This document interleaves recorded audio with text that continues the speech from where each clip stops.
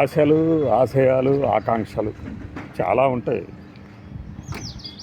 ఇంకొక కూటమి 15 నుంచి 20 ఏళ్ళ దాకా ఉంటుంది. ఇక మీ అందరికీ భరోసా ఇస్తున్నా నేను. ఇక ప్రభుత్వం వచ్చే అవకాశమే లేదు. చాలామంది ఇక్కడ చెప్పటానికి ఇదవుతున్నారు, కానీ నేను చెప్తున్నాను 15 నుంచి 20 ఏళ్ళు కూటమి ఉండాలి. ఉండటానికే మేము కలిసాము. ఈ రాష్ట్రం అసలు ఏమయ్యేదో కూటమి కనుక రాకపోతే అని పవన్ కళ్యాణ్ గారు అన్నారు. ఓకే, ఒక 20 ఏళ్ళు కాకపోతే 30 ఏళ్ళు 40 ఏళ్ళు ఉండండి, ఉండాలనుకోండి. జగన్మోహన్ రెడ్డి గారి అనుభవం కళ్ళ ముందు కనపడుతున్నా కూడా ఇంకా మేము 30 ఏళ్ళు ఉంటాం, 40 ఏళ్ళు ఉంటాం, 20 ఏళ్ళు ఉంటాం అని చెప్పుకోవటం హాస్యాస్పదం. మేబీ సెకండ్ టైం గెలవండి, గెలిచి మాట చెప్పినప్పుడు ఎస్ వీళ్ళు ప్రూవ్ చేసుకున్నారు కాబట్టి ఇంకొక 5 ఏళ్ళు కూడా ఉంటారేమో అనుకుంటారు. కానీ అదేమీ లేకుండా పైగా మీ బేస్ కదిలిపోతుంది అని చాలా ఇప్పటికే సర్వేలు అనబడు టైంపాస్ రాయిళ్ళందరూ ఓపెన్ చేస్తున్నారు కదా. మనకంత సీన్ లేదబ్బా, తగ్గిపోయింది, 52%కి పడిపోయిందని ఒకడు, లేదు 60% ఓటింగ్ తగ్గిందని ఒకళ్ళు. అసలు ఇవన్నీ 5 ఏళ్ళకి ఎన్నికలు, 1 సంవత్సరం గడిచింది, వీళ్ళ పాలన ఎలా ఉంది అనేది వీళ్ళకి తెలియదా? ఊహించిన దానికన్నానే ఎక్కువ ఇచ్చాము అనడంతో అసలు ముందు సూపర్ 6 అయిపోయింది అన్న అప్పుడే అర్థమైపోయింది ఇంతకు మించి ఉండదు అని.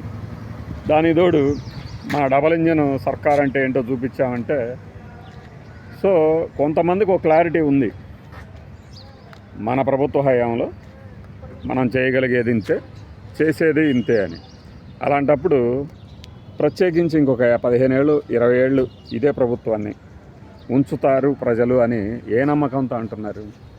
ప్రజలు ఎప్పుడు ఒక మార్పును కోరుకుంటారు. అది 5 ఏళ్లకే ఒకసారి జరగటం అనేది ఆంధ్రప్రదేశ్లో ఆనవాయితీగా జరిగింది. ఒక్క రాజశేఖర రెడ్డి గారి పరిపాలన మాత్రం ఈవెన్ ఉమ్మడి ఆంధ్రప్రదేశ్లోనే ఒక రికార్డు సృష్టించారు ఆయన. ఇది 70ల తర్వాత. ఎన్టీఆర్ గారు అంటే అదొక ప్రభంజనం, ఆయనకున్న చరిష్మా, మధ్యలో ఒకసారి డిస్టర్బ్ చేశారు కాబట్టి వచ్చారు. మరి మీరు అంత చరిష్మాటిక్ లీడర్ అని మీరు భావిస్తున్నారా? లేదు మీ ప్రభుత్వం అంతకన్నా గొప్పగా పనిచేసిందని మీరు భావిస్తున్నారా? భావిస్తే మీ శాఖలో మీరు ఎంతమందిని నియమించారు?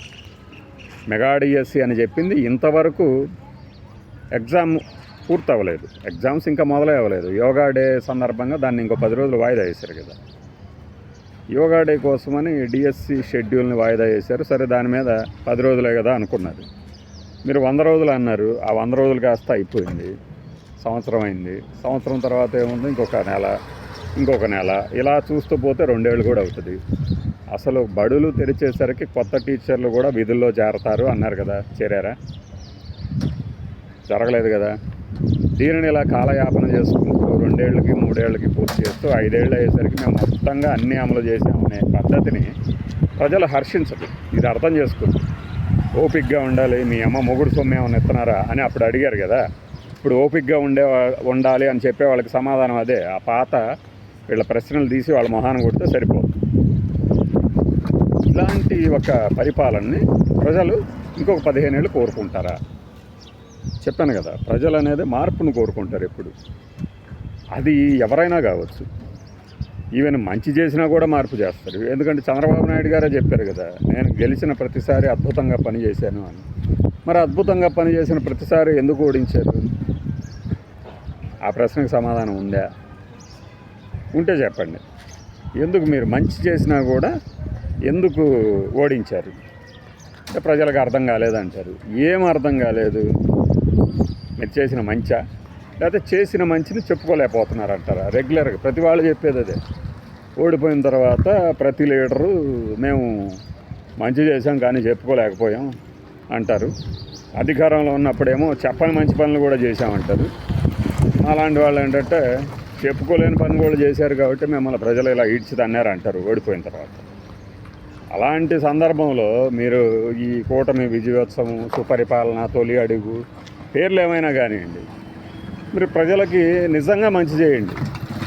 నిజంగా మంచి చేసినప్పుడు మీరు ఇలా శపథాలు చేయక్కర్లా 15 ఏళ్ళు ఉంటాం 20 ఏళ్ళు ఉంటాం, ప్రజలు నిర్ణయిస్తారు. కాదు అంటే గత అనుభవం కళ్ళ ముందు కనబడుతున్నప్పుడు కూడా ఇంకా మేము శతాబ్దాలు దశాబ్దాల విషయాలను తీసుకొస్తామంటే కుదరదు.